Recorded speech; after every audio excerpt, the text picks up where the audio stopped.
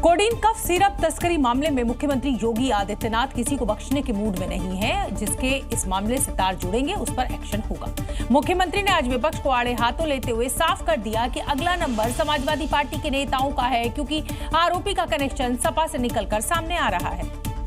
यही कसूर मैं बार बार करता रहा, धूल चेहरे पर थी और आईना साफ करता रहा।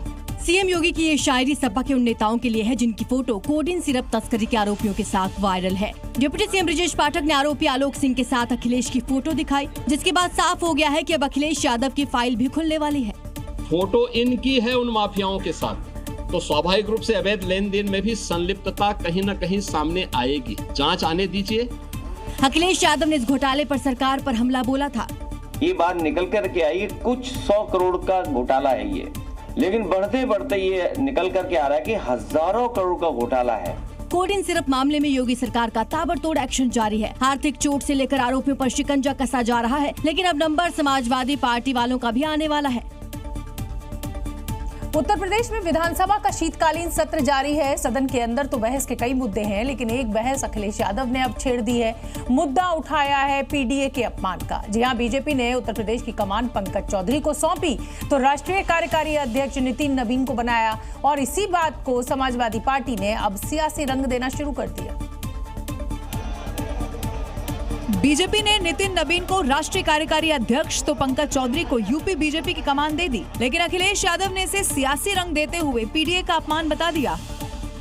अखिलेश ने पूछा कि 5 बड़ा या 7, विधायक बड़ा या सांसद, राज्य बड़ा या केंद्र, राज्य सरकार का मंत्री बड़ा या केंद्र सरकार का। सवाल पूछना विपक्ष का काम है, लेकिन इसमें अखिलेश का डर दिख रहा है, क्योंकि यूपी में बीजेपी ने नितिन नवीन को पीडीए की काट के तौर पर दी है, जिससे शायद अखिलेश टेंशन में है। अखिलेश के सवालों पर पलटवार करते हुए डिप्टी सीएम ने सपा की राजनीतिक कुंडली खोल दी। एक कमरे में बैठ करके एक परिवार की प्राइवेट लिमिटेड कंपनी चलाने वाले लोग लोकतांत्रिक व्यवस्था से चलने वाली दुनिया की सबसे बड़ी पार्टी के बारे में इस प्रकार का प्रश्न चिन्ह लगाएंगे तो अपना गड्ढा खुद खोदेंगे।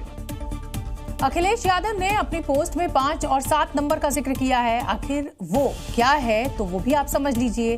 दरअसल बीजेपी के राष्ट्रीय कार्यकारी अध्यक्ष नितिन नवीन बिहार के बांकीपुर से 5 बार के विधायक हैं, जबकि पंकज चौधरी महाराजगंज लोकसभा सीट से 7 बार के सांसद हैं। पंकज चौधरी कुर्मी जाति से आते हैं, तो वहीं नितिन नवीन कायस्थ समाज से आते हैं। माना यह जा रहा है कि बीजेपी ने उत्तर प्रदेश में कुर्मियों को साधने के लिए पंकज चौधरी को जिम्मेदारी सौंपी है, तो वहीं बंगाल चुनाव में कायस्थों को लाने के लिए नितिन नवीन पर भरोसा जताया है। और अखिलेश यादव इसीलिए सवाल कर रहे हैं कि 7 बार के सांसद को प्रदेश अध्यक्ष और 5 बार के विधायक को राष्ट्रीय कार्यकारी अध्यक्ष कैसे बना दिया। अगली खबर का रुख करेंगे और हम आपको बता दें कि उत्तर प्रदेश में घुसपैठियों के खिलाफ जिस तरह का ऑपरेशन टॉर्च चल रहा है, उससे ये लग रहा है कि नए साल की शुरुआत तक घुसपैठियों का बोरिया बिस्तरा बन जाएगा, क्योंकि दिन हो या रात उत्तर प्रदेश पुलिस हर उस बस्ती में जा रही है जहां अवैध तरह से रहने वालों की जानकारी मिल रही है। ऑपरेशन टॉर्च के तहत ही लखनऊ में पुलिस की ड्राइव चाहने वालों के आधार कार्ड से लेकर उनकी पुरानी हिस्ट्री तक खंगाली जा रही है। जितने भी यहाँ पर जो झोपड़पट्टी और झुग्गियों में रहने वाले लोग हैं, उनकी जांच पड़ताल की जा रही है, उनके आधार मांगे जा रहे हैं, उनका वेरिफिकेशन किया जा रहा है। मकसद साफ है कि एक भी घुसपैठिया बच ना पाए, और अगर कोई अवैध तरीके से रहते मिला तो उसका ठिकाना डिटेंशन सेंटर होगा, जहां से उसे सीधे रिपोर्ट किया जाएगा। शामली के कैराना में भी योगी ब्रिगेड आइडेंटिफिकेशन ड्राइव चला रही है। पूरे कॉलोनी में काफी बड़ी कॉलोनी है, और जो सूचना मिल रही है, जो टिप ऑफ मिला है, उसके हिसाब से लगातार ये ड्राइव जो है पुलिस फोर्स यहाँ पर चला रही है। ऑपरेशन टॉर्च मुजफ्फरनगर में रात के अंधेरे में चल रहा है। हाथों में टॉर्च लिए पुलिसकर्मी हर शख्स की पहचान कर रहे हैं। सीएम योगी का मैसेज क्लियर है, प्रदेश में एक भी घुसपैठिया रोहिंग्या नहीं बचेगा, और उस मैसेज का ये असर जमीन पर भी दिख रहा है।